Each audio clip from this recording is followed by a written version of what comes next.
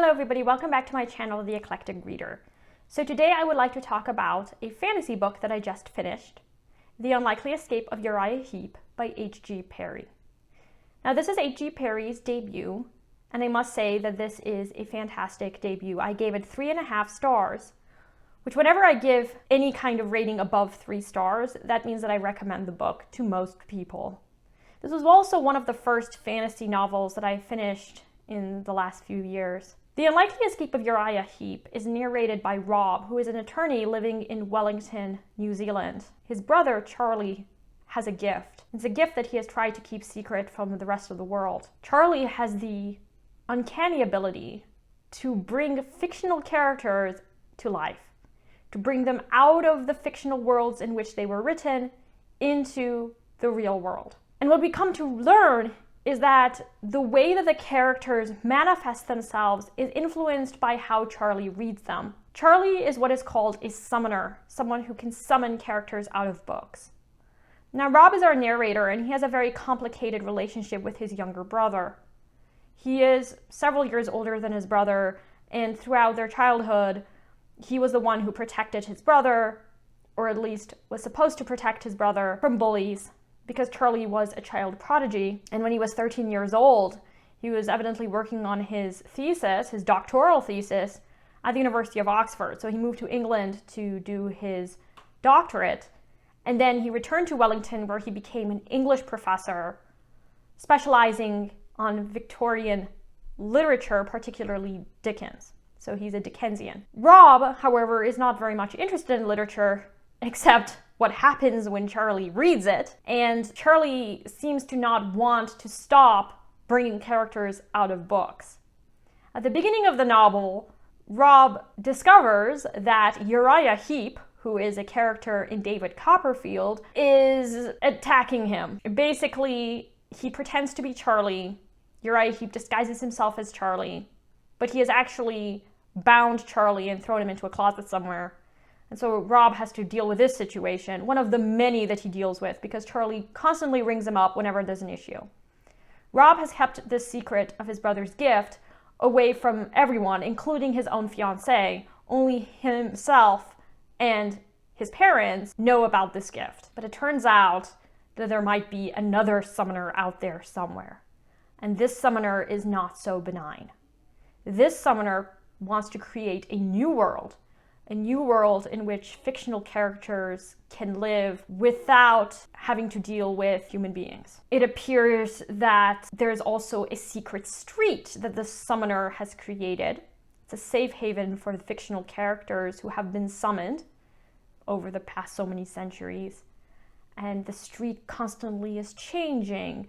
And Rob doesn't want to be involved at all in any of this, but it seems like things are getting out of hand because another Uriah Heep, someone who goes by the name of Eric Umble, is an intern at his firm. And so now he is watching over Eric, hoping that nothing goes wrong there, keeping secrets away from his fiancée, and trying to help his brother Charley keep all of these fictional characters under control and prevent the summoner from creating this new world. And then Charley makes friends with another fictional character named Millie.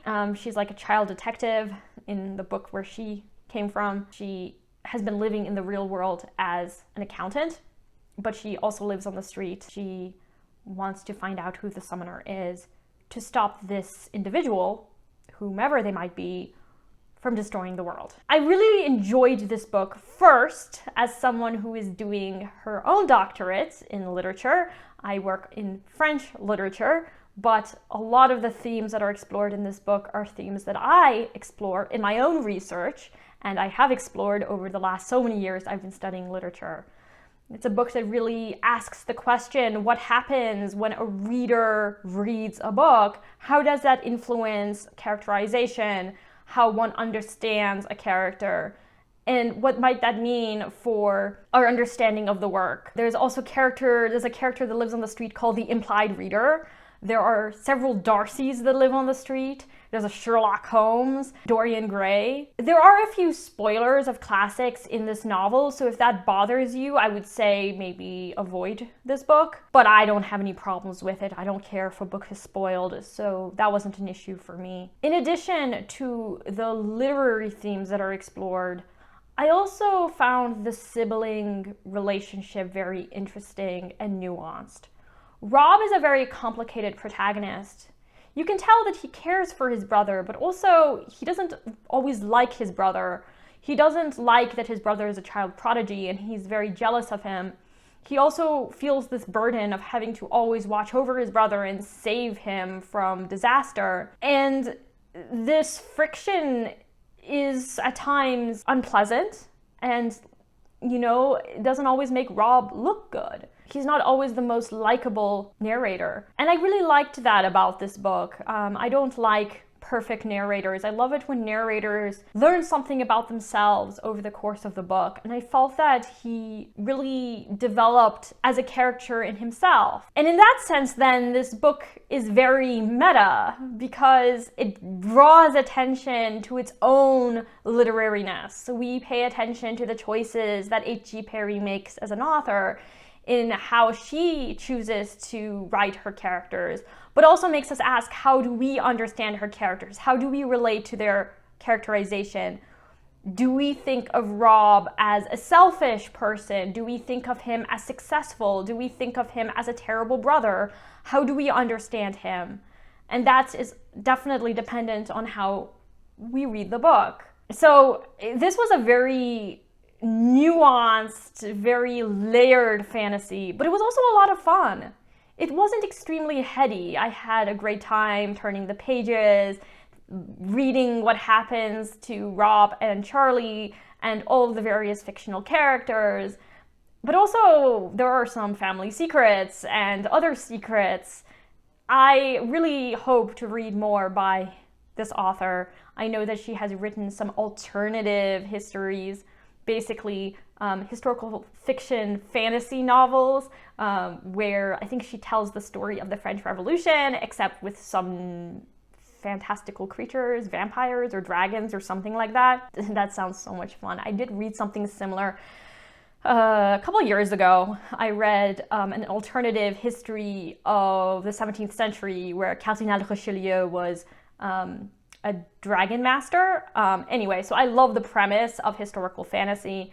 At times, The Unlikely Escape of Uriah Heep really reminded me of Jonathan Strange and Mr. Norrell by Susanna Clarke. Very different stories, but they had similar vibes, maybe because both stories deal with Victorian England. I had a lot of fun, and I highly recommend this book if you are interested in fantasy, but particularly literary fantasy and books about books. So let me know if you have read this book. I will definitely be reading David Copperfield at some time. I have read several of Dickens's novels, my favorite being Hard Times, but then I also really like Great Expectations, which does appear in this book, but I've never read David Copperfield, and now I feel like I should probably read this book at some time. It is a chunky novel, but it is considered one of Dickens's greatest. So let me know if you've read this book, and I will talk to you later. Bye now.